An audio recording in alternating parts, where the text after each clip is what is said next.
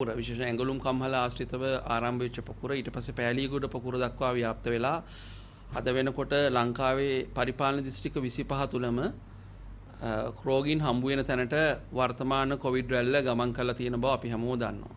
ඒ නිසා තමයි රජයේ වෛද්‍යාරික සංඝ විදිහට අපි දිගටම අවධාරණය කළේ වෙන කවරදාටත් වඩා කොවිඩ් ව්‍යාප්තිය සම්බන්ධයෙන් ඊටාම සංකීර්ණ තැනකට අපිට ගමන් කරන්න සිද්ධ වෙලා තියෙනවා කියන එක. අපිට ජනවාරි මාසේ පළවෙනි රෝගියා හම්බ වෙච්ච දවසේ ඉඳන් මාස 9 තුලම රෝගීන් 3500කට ආසන්න ගාණක් තමයි වාර්තා වුනේ. නමුත් මේ පෑලියගොඩ මිනුවන්ගොඩ පොකුරු වාර්තා වෙන්න අරගෙන ඒ ගත වෙච්ච මාසික කාලය ඇතුළත ඒ කියන්නේ ඔක්තෝබර් මුල ඉඳන් දැන් නොවැම්බර් මුල අපි ඉන්නේ මේ වෙනකොට රෝගීන් 9000කට ආසන්න ප්‍රමාණයක් වාර්තා වෙලා තියෙනවා. ඒතර එකකින් හිතාම පැහැදිලි වෙනවා මාස 9ටම රෝගීන් 3500යි එක මාසෙට රෝගීන් 9000කට ආසන්න ප්‍රමාණයක්. ඒතකොට මේක ඊටාම බැරෑරුම් සහ අවදානම් සහ සංකීර්ණ තැනක ඉන්නවා කියන්න වෙන වචන අවශ්‍ය වෙන්නේ නැහැ. ඒතකොට මරණ සංඛ්‍යාව අතින් ගත්තත් ඒකම තමයි අපිට කියන්න සිද්ධ වෙන්නේ. මොකද අපි දන්නවා අපිට මාස 9ටම පළවෙනි අවස්ථාවේ ඉඳන් මාස 9ටම මරණ සිද්ධ වුණේ 13යි. නමුත් මේ දින කිහිපය ඇතුළත අපිට සති දෙකක් වගේ කාලය ඇතුළත මරණ 11ක් වාර්තා වෙලා තියෙනවා. එතකොට රෝගයේ ව්‍යාප්තිය වගේම මරණ සංඛ්‍යාව සම්බන්ධයෙන් උත් යම් බැරෑරුම් තැනකට අපි ගමන් කරලා තියෙනවා කියන එක පැහැදිලියි. අලුතෙන් රෝගී පොකුරු නිර්මාණය වීමෙන් තියෙනවා. ඒ අවදානම් ස්ථාන හඳුනාගෙන යමින් තියෙනවා. ඒ තැන්වල එක්කෙනා දෙනා වාර්තා වෙච්ච ගාන ඊට පස්සේ 20 30 වෙලා ඊට පස්සේ 100 200 දක්වා ගමන් කිරීමේ අවදානමක් මතුවලා තියෙනවා. අපි මේ අවදානම් ස්ථාන ටික හරියට හඳුනාගත්තේ නැත්නම් සෞඛ්‍ය වෛද්‍ය නිලධාරී කාර්යාල මට්ටමින් හොට්ස්පොට්ස් ටික අපි අයිඩෙන්ටිෆයි කළේ නැත්නම් වෙන් කරගත්තේ නැත්නම් ඒ තැන් වලට අපිට දෙන්න පුළුවන් නිසි අවධානය දෙන්න බැරි වෙනවා. ඒ නිසා විශේෂයෙන්ම මේ වෙනකොට සමස්ත පොකුර 12000කට වැඩි වෙලා තියෙනවා. ඊයේ දිනේ තුල විතරක් දවසකට වාර්තා වෙච්ච ගාන 440කට වැඩි ගාණක් වෙලා තියෙනවා. ඒ 440 නොත් නිරෝධායන මධ්‍යස්ථාන වලින් වාර්තා වෙලා තියෙන 40කට ආසන්න ගාණක් 400කට වැඩි ගාණක් වාර්තා වෙලා තියෙන්නේ එක්කෝ ගෙවල් වල නිරෝධායන පිරිස අතරින් නැත්නම් සමාජය තුලින්. ඒතකොට මේ සංකීර්ණ තත්ත්වය මෙතෙක් ලංකාවේ ඇතුලේ තිබිච්ච තත්ත්වයක් නෙමෙයි. දැනටත් අපිට හැබැයි අවදානම් ප්‍රදේශ ගත්තාම බස්නාහිර පළාත තමයි ප්‍රධානම අවදානම් ප්‍රදේශය. එතකොට බස්නාහිර ගම්පහ විශේෂයෙන් ඊගාවට කොළඹ සහ කළුතර. ඊට අමතරව අපි ගත්තාම කෑගල්ල, කුරුණෑගල, ගාල්ල වගේ දිස්ත්‍රික්කවල යම් අවදානමක් රත්නපුර දිස්ත්‍රික්කයේ මේ වෙනකොට අවදානම මතුවෙමින් තියෙනවා. සමස්ත සෞඛ්‍ය වෛද්‍ය නිලධාරී කාර්යාල 356න් 60කට අඩු ගානක තමයි අධි අවදානම් තත්ත්වයක් උද්ගත වෙලා තියෙන්නේ. ඒකෙන් අපිට අදහස් වෙනවා තාමත් මේ අධි අවදානම රට පුරාම ව්‍යාප්ත වෙලා නැහැ. තාමත් අපිට මේක පාලනය කරගත හැකි මට්ටමේ තමයි තියෙන්නේ කියන කාරණේ. ඒක හොඳයි. එතකොට මේ අපි මේ තියෙන තත්ත්වය යටතේ අපි විශේෂයෙන්ම මේ සංකීර්ණ තත්ත්වය ගැන අපි කතා කරන්න තව හේතුවක් වෙලා තියෙනවා. මේ මරණ සංඛ්‍යාව සම්බන්ධයෙන් අපිට ලැබෙන සමහර තොරතුරු. දැන් මේ මැරිච්ච සමහර අයගේ ප්‍රතිඵල අපිට කොවිඩ් රෝගියෙක් කියලා දැනගන්නේ මරණ පරීක්ෂණයේදී. ඒ කියන්නේ සමහර දෙනෙක් ගෙවල් වල තමයි මරණයට පත් වෙලා තියෙන්නේ. මේක අපේ විශේෂ අවධානයට ලක් විය යුතු දෙයක්. අපි දැක්කා ජයවර්ධනපුර විශ්වවිද්‍යාලයේ කර පර්යේෂණ මගින් කියලා තිබුණා මේ ව්‍යාප්තිය සම්බන්ධයෙන් ඊටාම බැරෑරුම් තැනක අපි ඉන්නේ කියන එක. ඊටාම පැහැදිලිව මේකේ වෛරල් ලෝඩ් එක වැඩි, ඊටාම ශීඝ්‍රයෙන් ව්‍යාප්ත වෙන්න පුළුවන් අලුත් වෛරස් ප්‍රභේදයක් මේ ව්‍යාප්ත වෙන්නේ කියන කාරණේ. ඒ අය හැබැයි වාර්තාව තුළ මරණ වෙන්න තියෙන ඉඩකඩ ගැන විද්‍යාත්මකව තහවුරු කරලා තිබුණේ නැහැ. නමුත් අපිට ප්‍රායෝගිකව පේන දේ තමයි මේ වෙලා තියෙන මරණ සංඛ්‍යාව සහ දැන් නිවාසාශ්‍රිතව මරණ සිද්ධ වෙන තත්ත්වය යටතේ ඊටාම පැහැදිලිව ඉදිරියේදී මරණ සංඛ්‍යාව සම්බන්ධයෙන් අපිට මීට වඩා වැඩියෙන් කතා කරන්න වෙයි කියන කාරණය. එතකොට සමහර දෙනෙක්ගේ PCR මුලින් පොසිටිව් වෙලා මුලින් නෙගටිව් වෙලා තිබිච්ච අය තමයි මරණයෙන් පස්සේ පොසිටිව් වෙලා තියෙන්නේ. එතකොට නැවත අර අපිට ලෝක සෞඛ්‍ය සංවිධානයත් නිර්දේශ කරන රිපීටඩ් ටෙස්ටිං කියන්නේ PCR පරීක්ෂණ නැවත කිරීමේ අවශ්‍යතාවය ඊටාම පැහැදිලිව මේ මරණ ඔස්සේ තහවුරු වෙනවා.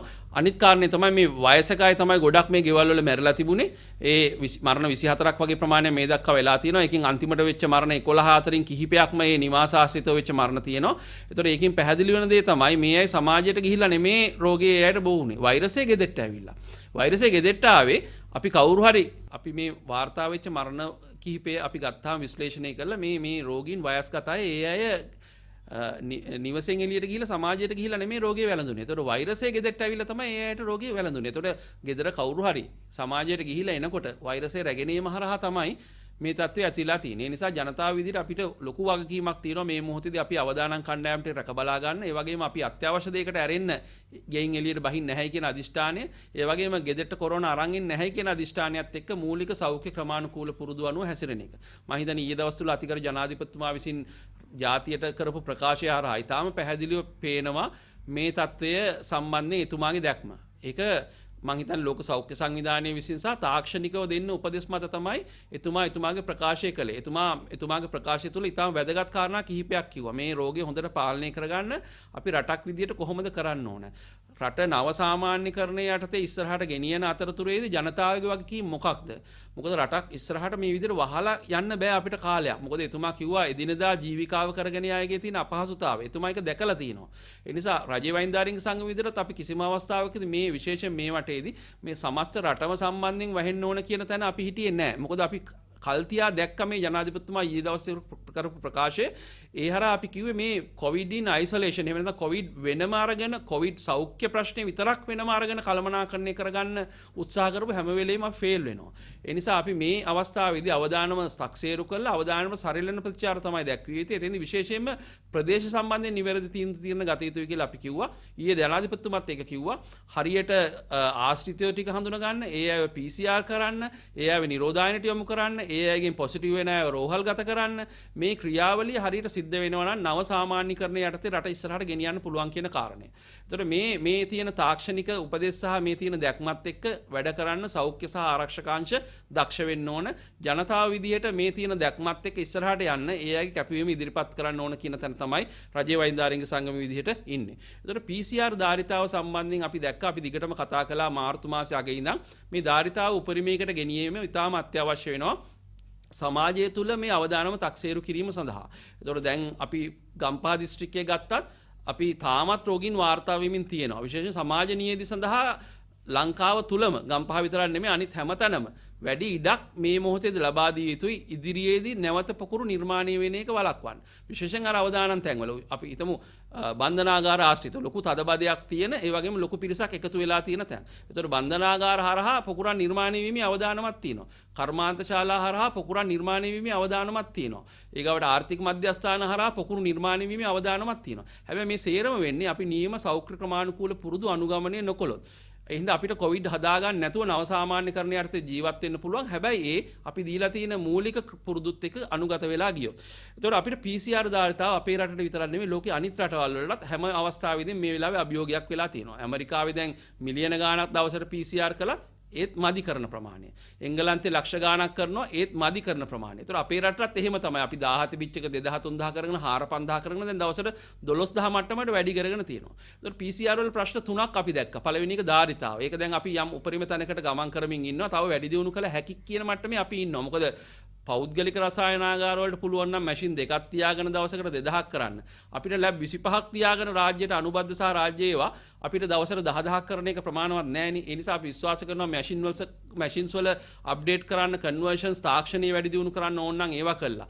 මේ කැප වෙලා ඉන්න සේවක පිරිසට අවශ්‍ය දිරිගැන්වීම් කළා. මේ ක්‍රියාවලිය තව උපරිම තැනකට ගමන් කරන්න. දේශීය වශයෙන් අපිට මෙතෙන්දි මොනවද මේ උපකරණ හදලා දෙන්න පුළුවන් දායකත්වය. ඒ සියල්ල අනුව ඉස්සරහට ගමන් කළ යුතුයි ධාරිතාව උපරිම තැනකට ගෙනියන්න. ධාරිතාව උපරිම තැනකට ගෙනියනවා වගේම අපිට යම් තැනක් එනවා. එතනින් එහාට PCR ප්‍රමාණය වැඩි කර ගැනීමේ අපහසුතාවයක් එනවා. ඒතකොට එතෙන්දි තමයි වැදගත් වෙන්නේ විකල්ප අඳුනා ගැනීම, alternatives. එහෙම නැත්නම් විකල්ප අඳුනගෙන ඒ විකල්ප අඳුන්වලා දෙන්න ඕන. දැන් ඒ වගේ විකල්පයක් තමයි rapid antigen ටෙස්ට් එක. එහෙම නැත්නම් ශනික ප්‍රතිදේහ ජනක පරීක්ෂාව.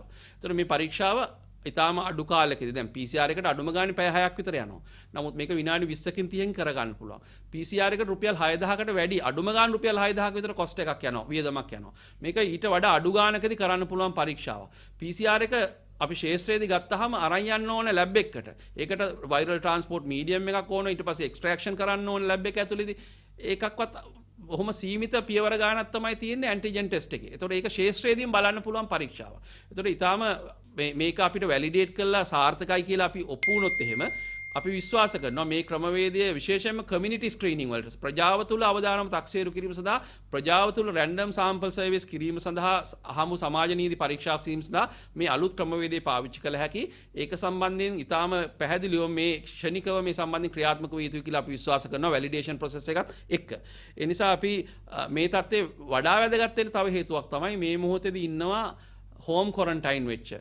එහෙම නැත්නම් ගෙවල් ආශ්‍රිතව නිරෝධායනය වෙච්ච 60000කට වැඩි පිරිසක් ලංකාව පුරාම. ඒතර ඒ අය මේ පෑලීගොඩ පොකුරත් එක්ක තමයි වැඩි පිරිසක් බිහි වුණේ. ඒතර පෑලීගොඩ පොකුරත් එක්ක බිහි වෙච්ච අය අද හෙට අනිද්දා ඉන් අනිද්දා වෙනකොට දවස් 14 සම්පූර්ණ කරනවා. එතකොට මේ දවස් 14 සම්පූර්ණ කරනකොට මේ අයව සමාජයට මුදා හරින්න නම් අනිවාර්යෙන් PCR එකක් කරන්න ඕන. එතකොට ඒ 60 කරන්න PCR අපිට තියෙනවද? ඒක අපි කොහොමද බෙදාගන්නේ? PCR එකක් නැතුව අපි එළියට දානවද? එහෙමනම් යම් අවදානමක් එක්ක තමයි සමාජයට මුදා හරින්නේ. එතකොට ඒකට තියෙන තාක්ෂණික මඟ පෙන්වීම මොකද්ද? මේ ක්වොරන්ටයින් පීරියඩ් එක තව දික් කරනවද PCR එක කරගන්නකම්? ඒ සම්බන්ධයෙන් ජාතික මාර්ගෝපදේශයක් අත්‍යවශ්‍ය මොහොතක තමයි අපි ඉන්නේ. ඒ නිසා කරුණාකරලා අපි සෞඛ්‍ය අමාත්‍යාංශයට කියනවා අදත් දැන් අපි සෞඛ්‍ය අධ්‍යක්ෂක ජෙනරාල්තුමා හම්බ වෙනවා තව නොබෝ වේලාවකින්. එතුමාට අපි පැහැදිලිවම කියපු කාරණේ තමයි මේ සම්බන්ධයෙන් ජාතික මාර්ගෝපදේශයක් ඉදිරිපත් කරන්න මේ සියලු දෙනා PCR පරීක්ෂාවට ලක් කළා මිසක් එළියට දාන්න එපා. මොකද ඊයේ දවස් තුල අපිට කෑගල්ලෙන් වාර්තා වුණා අද නිදහස් කරන්න හිටපු සමහර දෙනෙක් ඊයේ PCR කළාම පොසිටිව් වුණා. ඒතර බැරි වෙලාවත් PCR එකක් නැතුව අද එළියට දැම්මා නම් එහෙම ඒ අය රෝගීන් විදියට තමයි සමාජයට යන්නේ. ඒ නිසා ඊටාම පැහැදිලිව PCR එකක් අනිවාර්ය කළ යුතුයි. ඒ පරීක්ෂාවක් කළ යුතුයි. ඒ පරීක්ෂාවට තර විකල්පයක් විදිහට ඇන්ටිජන් ටෙස්ට් එක පාවිච්චි කළ හැකි නම් විශේෂඥයන්ගේ මතය අනුව ඒ විකල්පයේ ඒ අවස්ථාවේදී පාවිච්චි කළ යුතුයි කියලා අපි විශ්වාස කරනවා. ඊගාවට අපි ගත්තාම මේ ඇඳිරි නීති බලපත්‍ර ලබා දීමේ ක්‍රියාවලියක් සිද්ධ වෙනවා. ඒකෙත් ප්‍රායෝගික ගැටලුවක් මතුවලා තියෙනවා. මේකත් රටට වැදගත් වෙන හින්දා අපි මතක් කරන්නේ. ඒකත් අද අපි සෞඛ්‍ය සේවා අධ්‍යක්ෂක ජෙනරාල්තුමාට දැනුම් දෙන්න බලාපොරොත්තු වෙනවා. ඒ තමයි මේ සමහරක් දැනටත් හෝම් ක්වොරන්ටයින් වෙලා ඉන්න පවුල් වල අය. එහෙම නැත්නම් මේ ගෙවල් ආශ්‍රිතව නිරෝධායනය වෙලා ඉන්න ඒ පවුල් වල සමහර දෙනෙක් මේ ඇඳිරි නීති බලපත්‍ර සඳහා ආයුධම් කරලා තියෙනවා කියන එක අපිට සෞඛ්‍ය වෛද්‍ය නිලධාරී කාර්යාල කිහිපයකින් දැනුම් දීමක් කරලා තියෙනවා. මොකද සෞඛ්‍ය නිර්දේශයක් ලබා ගැනීම බොහෝ තැන්වල සිද්ධ වෙන්නේ නැහැ ඇඳිරි නීති බලපත්‍ර නිකුත් කිරීමේදී. එතකොට ප්‍රාදේශීය ලේකම් කාර්යාලීය නිලධාරීන් ගොඩක් දෙනෙක් දන්නේ නැහැ ගොඩක් තැන්වල මේ හෝම් ක්වොරන්ටයින් වෙලා ඉන්න කෙනෙක්ද නැද්ද කියන එක. ඒතකොට ඒ ග්‍රාම නිලධාරී වාර්තාවකින් ගන්න පුළුවන්ද නැද්ද කියන එක අපැහැදිලි. අඩුම ගානේ මහජන සෞඛ්‍ය පරීක්ෂක හරි සෞඛ්‍ය වෛද්‍ය නිලධාරී වාර්තාවක් නිර්දේශයක් මත පදනම් වෙලා මේ බලපත්‍ර ලබා දීම සිද්ධ වුණොත් එහෙම මං හිතන්නේ ඒක වැදගත් වෙනවා සමාජයට. මොකද මේ බලපත්‍ර ගන්න යම්කිසි ව්‍යාපාරයකටනේ එක්ක එළවලු ටිකක් විකුණන්න, මාළු ටිකක් විකුණන්න, මොනවා හරි ජංගම රථයක කටයුතු කරන්න. එතකොට ඒක හරහා සමාජයට තමයි මේ අය යන්නේ. එතකොට මේ ප්‍රජාවට ව්‍යාප්ති වීම වැළැක්වීම සඳහා මේ 100% සුරක්ෂිත වීම වැදගත් වෙනවා. ඒ නිසා අපි විශේෂයෙන් මේ ප්‍රායෝගික තත්ත්වය නිවැරදි කරගෙන ඉස්සරහට යමු කියන එක අපි යෝජනා කරනවා. ඒ වගේම තමයි අපි ඊයේ දවස් තුල අපිට විශේෂ ප්‍රකාශයක් කරන්න සිද්ධ වුණා. ඒ තමයි මේ තාක්ෂණය පාවිච්චි කළා GPS මැපින් එහෙම නැත්නම් ලංකාවේ ඉන්න රෝගීන් සිතියම්ගත කිරීම අත්‍යවශ්‍යම සිදුවිය යුතු කාරණයක් කියලා. අපි දැන් මාසයක් තිස්සේ මේක කියනවා. ওই தත්ත්වෙම තමයි මුලින්ම අපි PCR කරන්න ඕන PCR ධාරිතාව වැඩි කරන්න ඕන කියලා මාර්තු අන්තිම ඉඳන් කියද්දි කළේ. කවුරුවත් ගණන් ගත්තේ නැහැ. ඒතකොට මේ මැපින් කරන එක දැන් හැමෝම පිළිගන්නවා කරන්න ඕන කියලා. නමුත් වැඩේ සිද්ධ වෙන්නේ නැහැ. කොහෙද වැරද්ද කියලා අපිට මේ එළියේ ඉඳන් බලනකොට අපිට පේන්නේ නැහැ. සෞඛ්‍ය සේවා අධ්‍යක්ෂක ජෙනරාල්තුමාත් උත්සාහ ගන්නවා මැපින් කරලා ඉවර කරන්න. බස්නාහිර පළාතේ ඒක සඳහා ක්‍රමවේදයක් හදලා ඒක කරමිනුත් ඉන්නවා. ඇයි රටටම මේක ව්‍යාප්ත කරන්න වෙන්නේ? ඒ නිසා තමයි අපිට යම් අනතුරු වගවීමක් ඊයේ දවස්වල කරන්න සිද්ධ වුණේ. මේ සතියේ ඉවර වෙනකොටත් අපිට මේක කරන්න බැරි නම් කතාවට විතරක් මේක සීමා වෙනවා නම් තාක්ෂණික තීන්දුව තීරණ හරහා ගන්න අපිට බැරි වෙනවා නම් තාක්ෂණික කමිටුවල කාලය ගත කිරීමේ තේරුමක් නැති වෙනවා. ඒ නිසා අපිට රජයේ වෛද්‍යාරික සංඝ විදියට එළඹෙන සඳුදා අපේ විධායක සභාව තියෙනවා. ඒ වෙනකොට තියෙන තත්ත්ව සමාලෝචනය කළා තවදුරටත් මේ තාක්ෂණික කමිටුව වලට ගමන් කරනවද නැද්ද? සක්‍රීය දායකත්වයේ දෙනවද නැද්ද කියන එක ගැන අපිට තීරණයක් ගන්න සිද්ධ වෙයි. මොකද මේ ක්‍රියාවලිය සෞඛ්‍ය සේවා අධ්‍යක්ෂක ජෙනරාල්තුමාටත් ඕන මේක කරන්න. අපිට ඉතාම පැහැදිලිව එතුමා කිව්වා. නමුත් කොහෙද වැරදෙන්නේ කියන එක හොයාගන්න බැරුව ඉන්නේ. ඒ නිසා මේ සියලු දෙනාට කියනවා එක මේසයකට ඇවිල්ලා මේ සිතියම හදන්න. එක තැනකට ඇවිල්ලා එක මතයකට ඇවිල්ලා මේ සඳහා කැප වෙන්න. මේ රෝගීන් ටික අපි හරියට හඳුනාගත්තොත් ග්‍රාම නිලධාරී වසම්මදියට මැප් කළොත් විතරයි ඒ ප්‍රදේශ සම්බන්ධයෙන් ගත හැකි තීන්දුව తీරන අපිට ප්‍රකාශයටපත් කරන්න පුළුවන් වෙන්නේ. ඒ ප්‍රදේශ සම්බන්ධයෙන් වැහිලා තියෙන ප්‍රදේශ අරින්න පුළුවන්ද? ඇරලා තියෙන එතකොට දැන් අපි මෙතෙන්දී මේ තාක්ෂණික කමිටුවට දැනුම් දීම කරලා තියෙන්නේ මේ ක්‍රියාවලිය කාර්යක්ෂම කරන්න. මේ සිතියම්ගත කිරීම ඉක්මනින් කරන්න. මොකද ඒ හරහා තමයි අපි රටක් විදියට නිවැරදි තීන්දුව తీරන නිවැරදි වෙලා අරගෙන රට සමස්තයක් විදියට රටට මේක බලපාන එක රට වැහෙන එක වළක්වන්න පුළුවන් වෙන්නේ. අපි විශ්වාස කරනවා අද දැන් පැවැත්වෙන සෞඛ්‍ය සේවා අධ්‍යක්ෂක ජෙනරාල්තුමා සමග පැවැත්වෙන සාකච්ඡාවේදී වසංගත රෝග විද්‍යාංශයත් මේ සඳහා කැප වෙලා ඒ සිතියම්ගත කිරීම සහ ඒ තොරතුරු රටට යාවත් කාලින කිරීම වඩා නිවැරදිව සිද්ධ වෙයි කියලා. එතකොට PCR ප්‍රමාදයත් අපි හිතනවා අද දවසේ ඇතුළත මේ තියෙන තත්ත්වයත් එක්ක දැන් මුල්ලේරියාව රෝහලේ යන්ත්‍රය දැන් අලුත් වැඩියා කරලා අද දවසේ ඇතුළත ධාරිතාවට එකතු වෙනවා. එතකොට තව ධාරිතාව වැඩි කරගන්න පුළුවන් වෙයි කියලා හිතනවා අපි. ඒ වගේම බැක්ලොග් එකක් අර එකතු වෙලා තියෙන සාම්පල් ප්‍රමාණය ඉවර කරගන්න දවස් දෙක තුනක් ඇතුළත පුළුවන් වෙයි කියලා හිතනවා. මොකද ඒකේ මැෂින් එකේ ධාරිතාව 1500ක් විතර දවසට කරන්න පුළුවන් කියන එක තමයි දැනට හෙළිදරව් වෙලා තියෙන තොරතුරු. ඒ නිසා විශේෂයෙන් විශ්වාස කරනවා පැය 24ක් ඇතුළත PCR පරීක්ෂණේ ප්‍රතිඵල ලැබෙන ක්‍රමවේදයක් හදන්න. පැය 48ක් සුවිශේෂී තත්ත්වයන් යටතේ පැය 48ක් ඇතුළත ලැබෙන එක ප්‍රමාද වී ලැබෙන පරීක්ෂණ වාර්තාව. පැය 48ට එහා පැත්තේ ගියොත් එහෙම ඒක අවුට්ඩේටඩ්. එහෙම නැත්නම් කල්ලිකුත් වෙච්ච වාර්තාව. මොකද කල්ලිකුත් තුලා කියලා අපි අදහස් කරන්නේ තීරණ ගැනීම සඳහා ප්‍රමාද වෙච්ච වාර්තාවක්. කල්ලිකුත් වෙච්ච වාර්තාව. ඒතකොට මේ කල්ලිකුත් වෙච්ච වාර්තාව මත එහෙම නැත්නම් ප්‍රමාද වී ලැබෙන අතිශයින් ප්‍රමාද වී ලැබෙන මේ වාර්තාව මත රටක් විදිහට අපිට තීරණ අරන් ඉස්සරහට යන්න බෑ. මොකද මේ තීරණත් එතකොට ප්‍රමාද වී ගත්ත තීරණ. ඒතකොට අවසානයේදී රටේ ව්‍යාප්ති සිද්ධ වෙලා ඉවරනකොට තමයි අපි තීරණ ගන්න. ඒ නිසා විශේෂයෙන්ම ඉල්ලනවා මේ සියලුම කාරණා සැලකිල්ලට අරගෙන කටයුතු කරන්න කියලා. ඒ වගේම මේ කර්මාන්ත ශාලා ආශ්‍රිතව මේ රෝගී ව්‍යාප්තියම සම්බන්ධයෙන් ඊයේ දවස්වලත් අපි දැක්කා ජනමාධ්‍ය වාර්තා කරලා තියෙනවා. නමුත් අපි පොඩි නිවැරදි කිරීමක් කළ යුතුයි. ඊයේ දවස්වල අපි ජනමාධ්‍ය වලින් දැකපු විශේෂයෙන් මේක ජාතික පුවත්පතක් විසින් වාර්තා කරලා තිබුණා සීතාවක ප්‍රදේශයේ කර්මාන්තපුරය ආශ්‍රිතව කර්මාන්ත ශාලා 23ක මේ කොවිඩ් අවදානමක් තියෙනවා කියලා. නමුත් අද වෙනකොට තහවුරු වෙලා තියෙනවා ඒ සීතාවක ප්‍රදේශයේ කර්මාන්ත ශාලා ආශ්‍රිතව එහෙම අවදානමක් නැහැ. මුලින් එක කර්මාන්ත ශාලාවක එහෙම ප්‍රශ්නයක් මතුවුණත් දැන් වෙනකොට මේ රෝගීන් වාර්තා වෙච්ච 5 දෙනෙක් වගේ ප්‍රමාණයක් වාර්තා වුණේ. ඒ අය දැන් නෙගටිව් කියලා තහවුරු වෙලා තියෙනවා. ඒ නිසා අපි විශේෂයෙන් මේ අවස්ථාවේදී කියන්නේ වගකීම් සහගතව මේ කාරණා ගැන කතා කරන සංවිධානයක් විදිහට මේ ජනමාධ්‍ය මේව වාර්තා කරනකොට වඩා නිවැරදිව වාර්තා කරන්න. එහෙම නැති වුණොත් එහෙම මේ තත්ත්වය සම්බන්ධයෙන් අපිට යම් අසීරු තත්ත්වයන් මුහුණ දෙන්න සිද්ධ වෙනවා. ඒ වගේම මේ කර්මාන්තපුරයේ ආශ්‍රිතව යම් අපහසුතාවයක් මේ හරහා සිද්ධ වුණා නම් ඒ සම්බන්ධයෙන් රජ්‍ය වෛද්‍යානික සංඝ විදිහට අපි කනගාටුව ප්‍රකාශ කරනවා. ඒ වගේම ඉදිරියේදීත් මේ කර්මාන්ත ශාලා ආශ්‍රිත අවදානම අඩු කරගෙන ඉස්සරහට යන්න නම් අනිවාර්යයෙන්ම මූලික සෞඛ්‍ය ක්‍රමානුකූල පුරුදු ඔස්සේ තමයි කටයුතු කළ යුත්තේ. ඒ හරහා රට නව සාමාන්‍යකරණය යටතේ ජනතාවගේ ජීවිත නව සාමාන්‍යකරණය යටතේ ඉස්සරහට ගෙනියන්න රටේ ආර්ථිකයත් රැකගෙන අපිට පුළුවන්කම ලැබෙයි කියලා අපි විශ්වාස කරනවා. වෛද්‍යතුමනි මේ වෙද්දී සාකච්ඡා වෙනවා සමාජ දුරස්ථභාවය මීටරයක් මදි කියලා. මේ පිළිබඳව ඔබතුමාලා යම් අදහසක් තියෙනද? අපි දන්න තරමට ඊයේ දවසේ තාක්ෂණික කමිටුවේදී මේ පිළිබඳව සාකච්ඡා කරන්න තිබ්බා. මොකද්ද මේ වර්තමාන තත්ත්වය? ප්‍රායෝගික තත්ත්වයන් යටතේ දැනට අපි කියලා තියෙන දුර මීටරේ තමයි. නමුත් ඔබ දන්නවා වෛරසයට මේ මීටරේ කෝදුවක් තියාගෙන නෙමෙයි වෛරසය ගමන් කරන්නේ. ඒ නිසා මේ යම් සාධක මැද්දේ මීටරයට වඩා වැඩි දුරක් යම් දුරක් ගමන් කරන්න පුළුවන්. මේක මීටර 10ක් 15ක් නෙමෙයි මම මේ කියන්නේ. නමුත් මීටරයට වඩා යම් දුරක් ගමන් කරන. ඒ නිසා පුළුවන් හැම වෙලේ පුළුවන් දුරස්ථභාවය තබාගෙන වැදගත්. ඒ නිසා ලෝකේ සමහර රටවල මීටර 2 කියලා තමයි මේක කියන්නේ. ඒතකොට දැන් අපිට දැන් පොදු ප්‍රවාහනය වගේ තැන්වල දැනටත් මීටරේවත් තියාගන්න බැරි තත්ත්වයන් අපිට උද්ගත වෙලා තියෙන්නේ. ඒ නිසා හැමතැනටම මීටර 2 කරනවට වඩා දැනට අපි පොදුවේ මීටරේ කියන උපදෙස් දීලා තියෙනවා. ඒක තියාගන්න පුළුවන් හැම වෙලේම මේක කරන්න. ඊළඟට මීටර 2 දුර තියාගන්න පුළුවන් හැම වෙලේම මේක තියාගන්න පුළුවන් නම් හොඳයි. හැබැයි මතක තියාගන්න ඕන කාරණේ තමයි අපි හැමෝම මේ එකක්වත් මේ අපි කියපු මූලික සෞඛ්‍ය ක්‍රමානුකූල පුරුදු 4ක් තියෙනවානේ. එක අත් සෝදන්න, 2 නිවැරදිව මුවාවරණයක් පාවිච්චි කරන්න, 3 මීටරේ දුර තියාගන්න, 4 කිඹුහුමක් කැස්සක් එනකොට වැලමිට පාවිච්චි කරලා හරි සනීපාරක්ෂක ක්‍රමවේද අනුගමනය කරන්න. මේ එකක්වත් 100%ක් පර්ෆෙක්ට්. ඒ කියන්නේ ප්‍රශස්ත ඒවා නෙමෙයි. අපි අත්සේදීම විතරක් ගත්තොත් ඒක විතරක් කළා හරියන්නේ නැහැ. මොකද ඒකේ ප්‍රතිඵලය 100% වල අඩුයි. එතකොට මේ හතරම එකතු කරලා යම් තැනක කරොත් තමයි ප්‍රතිඵලය එන්නේ. ඒ නිසා මේ ප්‍රශස්ත ප්‍රතිඵල එන්න නම් අපි මීටරේ දුර විතරක් තියාගෙන ඉඳලා හරියන්නේ නැහැ. අර අනිත් තුනත් එක්ක ඒකාබද්ධව මීටරේ දුර තියාගන්න ඕනේ. ඒක මීටරේ 2 කරන්න පුළුවන් නම් වඩා හොඳයි. ඒ නිසා අපි විශේෂයෙන්ම ජනතාවට කියනවා අර ඊයේ ජනාධිපතිතුමාත් කියපු විදිහට මේ සියල්ල තමන්ගේ චර්යාවේ කොටස් බවට පත් කරගන්න.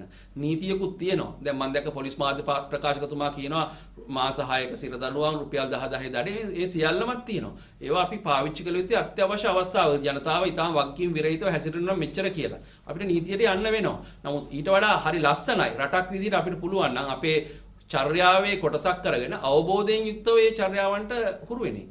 වෛද්‍යවරුන් ඔබතුමාත් මේ කාර්යය මතු කරා. අපි දැක්ක දැන් මිනුවන් ගොඩින් ආපු ආසාදින්ට වඩා යම් බරපතල තත්ත්වයක් හැදුණා පෑලිය ගොඩින් හැදුණු පොකුර. සමහරට ඊළඟ පොකුර ආර්ථික මධ්‍යස්ථාන හරහා එන්න පුළුවන්. මොකද අපි හොඳටම දකිනවා එහිදී තියෙන යම් අඩුපාඩු. ඉතින් මේ තත්ත්වය නැවත ඇති නොවෙන්න ආර්ථික මධ්‍යස්ථාන තුළදී සේවය කරන මහතුන් සහ එහි පාරිභෝගිකයන් කොයි වගේ විදියට වැඩ කළ යුතුද? ඔව් මම හිතන්නේ ආර්ථික මධ්‍යස්ථානයේ යම් සීමා කිරීම මැද තමයි විවෘත කරලා තියෙන්නේ. රටක ආර්ථිකයේ ජන ජීවිතය පවත්වාගෙන යන්න මේ අත්‍යවශ්‍යව පවත්වාගෙන යන්න විවෘත කරන්න සිද්ධ වෙනවා. නමුත් අර ඊයේ ජනාධිපතිතුමා කියපු විදිහටම මූලික සෞඛ්‍ය ක්‍රමානුකූලව අනුගමනය නොකර අපි කටයුතු කළොත් තමයි ඔබ ඔය කියන තැනට යන්න සිද්ධ වෙන්නේ. අපි තාමත් දකිනවා විවිධ ප්‍රදේශ වලින් ඇවිල්ලා මාස එකවත් හරියට දාගන්න නැතුව ඒ මධ්‍යස්ථාන ඇතුළේ වැඩ කරනවා. ඒක හරියට නියාමනය කරන්න ඕන. ඒ වගේ අයට ඒ වගේ මධ්‍යස්ථාන ඇතුළට ඇතුල් වෙන එක වළක්වන්න ඕන. මොකද තාමත් අපි සාමාන්‍ය සිල්ලර වෙළඳාමට විවෘත කරලා නැහැ. තොග වෙළඳාමට තමයි විවෘත කරලා තියෙන්නේ. ඒතකොට එන පිරිස සීමා සහිතයි. ඒතකොට ඒ පිරිස කළමනාකරණය කරන ඉස්සරහට ගියොත් එහෙම රටක් විදිහට අපිට අපේ ආර්ථික ජන ජීවිතයක් පවත්වාගෙන යන ගමන් මේ වළක්ව ගන්න පුළුවන්. නමුත් ඔබ කියන පරිදිම යම් අවදානමක් සහිත ස්ථානයක් විදිහට අපි මේ වෙනකොටත් හඳුනගෙන තියෙනවා ආර්ථික මධ්‍යස්ථාන වගේ මේ වගේ සෙනග ගැවසෙන තදබදේ සහිත ස්ථාන. ඒ වගේම දැන් බස්නාහිර පළාත තුළ ජීවත් වෙන්නේ විවිධ චර්යාවන් සහ ආකල්ප තියෙන ජන කොටස්. මේ නව සාමාන්‍යකරණය යටතේ ඔබතුමා විශ්වාස කරනවාද අපේ රටේ ජනතාවට එවැනි දෙයක් බලාත්කාරයෙන් හිම පුරුදු කරන්න හැකියාවක් තියෙනවා? මොකද ආගම වශයෙන් නෙමෙයි මම කියන්නේ විවිධ ජන කොටස් ඉන්නවා ආකල්පවත් ඉන්නවා. බලහත්කාරයෙන් කිව්වම ඒක කොහොමත් කරන්න බෑ. බලහත්කාරය අපේ නීතියෙන් යම් ප්‍රමාණයක් කරන්න පුළුවන්. නමුත් බලහත්කාරයෙන් කරනකොට ඒකින් තමයි මම කිව්වේ වඩා ලස්සනයි අපි අවබෝධයෙන් මේක කරනවා නම් ඒක අමාරු වැඩක්. මේ චර්යාත්මක හැසිරීම මේක වෙනමම ආර්ට් එකක්, වෙනමම විද්‍යාවක්. මේ behavioral change communication කියන්නේ BCC කියලා කියන්නේ වෙනමම කලාවක්.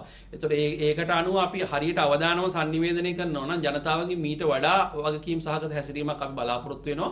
අපි ඉදිරියේදී විශේෂයෙන් මේ behavioral change communication එකත් එක්ක චර්යාත්මක හැසිරීම අවබෝධයෙන් යුක්තව සිදු කිරීම සඳහා ජනතාව අතර මතවාදයක් නිර්මාණය කිරීම සඳහා වැඩි දායකත්වයක් දෙන්න බලාපොරොත්තු වෙනවා. ඉංග්‍රීසියෙන් පොඩ්ඩක් ඇඳිරි නීතිය මේ වෙනකොට 9 වෙනිදා වෙනකන් තමයි බස්නාහිර පළාතට විශේෂයෙන් දාලා තියෙන්නේ. එතකොට අපිට තාම කල් වැඩි. දැන් තව දවස් කිහිපයක් තියෙනවා 9 වෙනිදා ඇඳිරි නීතිය තව දික් කරනවද නැද්ද කියලා තීරණය කරන්න. නමුත් අර ජනාධිපතිතුමා ඊයේ කියපු විදිහට අපිට තව මාසයක් දෙකක් මේ විදිහට යන්න බෑ. අපිට දැන් අපිට මේක බීජ ඖෂධ සමය සති දෙකක් නම් එතකොට ඇඳිරි නීතිය සතිය තව සතියක් දික් කිරීමේ මම හිතන්නේ ලොකු ගැටලුවක් වෙන එකක් නෑ විද්‍යාත්මක දත්ත ගත්තා. නමුත් තවත් එහාට ඉස්සරහට යන්න අපිට හැකියාවක් ලැබෙන්නේ නෑ. එතකොට මේ රටක් විදිහට හැමදාම මෙහෙම වහගෙන යන්න බෑ. එතකොට සමහර වෙලාව අපිට සිද්ධ වෙයි ඇඳිරි නීතිය ඉවත් කළා දිස්ත්‍රික් මායිම් ටික විතරක් පවත්වාගෙන යන්න. එතකොට මේ ප්‍රදේශය තුල විතරයි අවදානම ව්‍යාප්ත වෙන්නේ. එතකොට ඒ වගේ අපි විකල්ප මොනවද කියලා තාක්ෂණිකව හදාරිය යුතුයි. ඒ වගේම අර ජනාධිපතිතුමා කියපු විදිහට මෙතෙන්දී ඇඳිරි නීතිය ඉවත් කරනවද නැද්ද කියලා තීරණය වෙන්නේ ඔබ මේ වෙලාවේ හැසිරෙන විදිහත් එක්ක. ඒ නිසා ජනතාවට මම දන්නවා එදිනෙදා ජීවිකාව කරපු අය කොච්චර අමාරුවෙන්ද ඉන්නේ කියලා. ඒක තමයි ජනාධිපතිතුමා අවධාරණය කළේ. ඒ සියල්ල තීරණය වෙන්නේ ඔබ ජනතාව විදිහට මේ මොහොතේදී වගකීම් සහගත හැසිරීමක් පෙන්නුවොත් ඇඳිරි නීතිය කඩිනමින් ඉවත් කරන්න රජයේ විදිහට පුළුවන්කම ලැබේ. අරකනේ හරි. ඒකයි ඉක්මනට යන්න ඕන මාර ප්‍රෝග්‍රෑම් එකට. ඉංග්‍රීසියෙන් හරි. As Government Medical Officers Association, we observe that the situation within the country with regard to the COVID-19 spread has come to a somewhat complex situation, and the responsibility of the people has increased dramatically, and therefore we as the GMOA has urged the authorities and also the community to have more responsible behavior. And on the other hand, the community participation with regard to the COVID-19 control activities, as expressed clearly by His Excellency the President yesterday, should be strengthened more. And President clearly indicated through his statement yesterday that when considering the COVID-19 in a holistic view, health aspect cannot be considered in isolation. Even the WHO today is expressing the same views. They are expressing it clearly that this approach of COVID-19 control should be in a holistic view. You should consider the economic factors. You should